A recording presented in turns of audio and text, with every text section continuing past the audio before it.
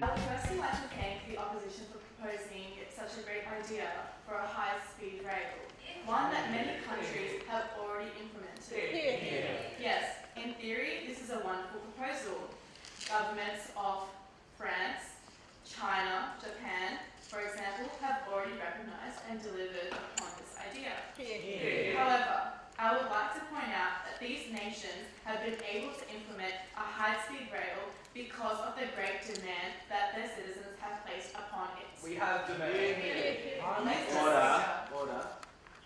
Mr. Speaker, I would like to remind the opposition that of the fact that the prospect of high-speed rail in Australia has been under investigation since the early 1980s. That's more than 30 years, It's Mr. time. Speaker. It's time. Has the opposition not realised, despite these 30 years, that the reason that we do not have these high-speed rails is that there is simply not enough demand for them? The people of Mr. Speaker, there is not enough demand for fancy trains only catering to already privileged areas.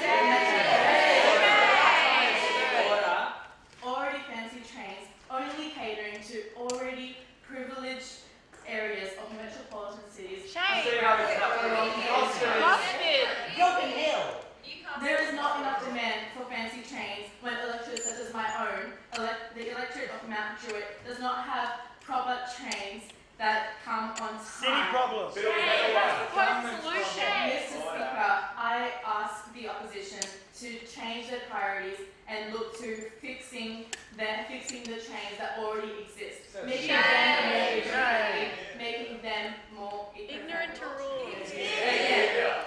Again, Mr. Speaker, there is not enough demand for these fancy trains, as rural and rural areas do not have buses that come on time. They do not have buses at all. You run the bus. What's the country? Mr. Speaker, the biggest problem with constructing a route for high-speed rails is finding a route which would accommodate a vehicle that travels that quickly.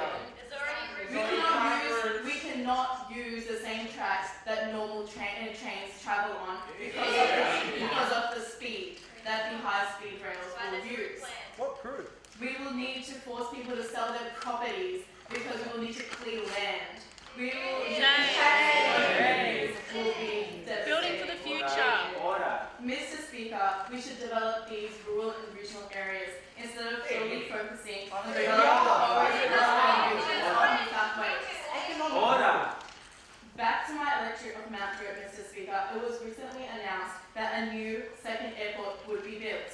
Mr. Speaker, what would be the point of this new airport if a new high-speed rail is built? This